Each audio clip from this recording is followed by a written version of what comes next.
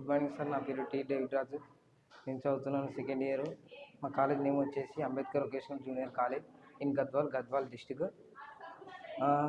నేను చెప్పబోయే సబ్జెక్ట్ వచ్చేసి పొల్యూషన్ గురించి చెప్తున్నాను. పొల్యూషన్ అనేది ఎన్నో రకాలుగా ఉంటుంది, కానీ మెయిన్గా మనకు వచ్చేసి 3 రకాలు: గాలి, నీరు, నేల.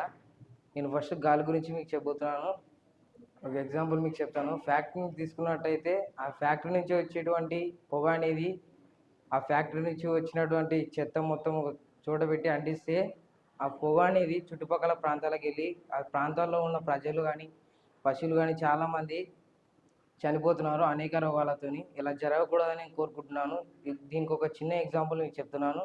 ఆ ఫ్యాక్టరీ దగ్గర ఉన్న గుంత తవ్వి ఆ ఫ్యాక్టరీ ఉన్న చెత్త మొత్తం ఆ గుంతలోకి వేయాలని కోరుకుంటున్నాను. అలాగే ఆ ఫ్యాక్టరీ నుంచి వచ్చే పొగ బయటికి రాదని కోరుకుంటున్నాను. నెక్స్ట్ వచ్చేసి మేము నేల గురించి మీకు చెప్పబోతున్నాను. ఆ ఫ్యాక్టరీ నుంచి వచ్చినటువంటి పొగని కానీ ఆ చెత్తను కానీ మొత్తం ఎక్కడంటే అక్కడ పాడేయకూడదు. అక్కడ పాడేసినప్పుడు అది మొత్తం పొల్యూషన్ అయ్యి భూమిలో ఉండడం వలన మొత్తం భూమి కాలుష్యం అవుతుంది. అలాగే రసాయనిక ఎరువులు వాడడం వలన చేపలు కూడా చనిపోతున్నాయి. అలా నీళ్ళ మొత్తం ఇంకిపోతుంది. అలా జరగకూడదు నేను కోరుకుంటున్నాను.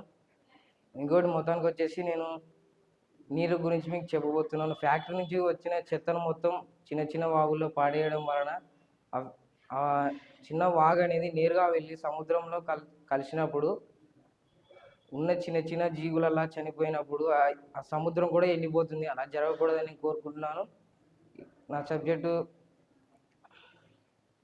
నా పేరు టి డేవిడ్ రాజు. నేను ఒక కొటేషన్ చెప్పబోతున్నాను.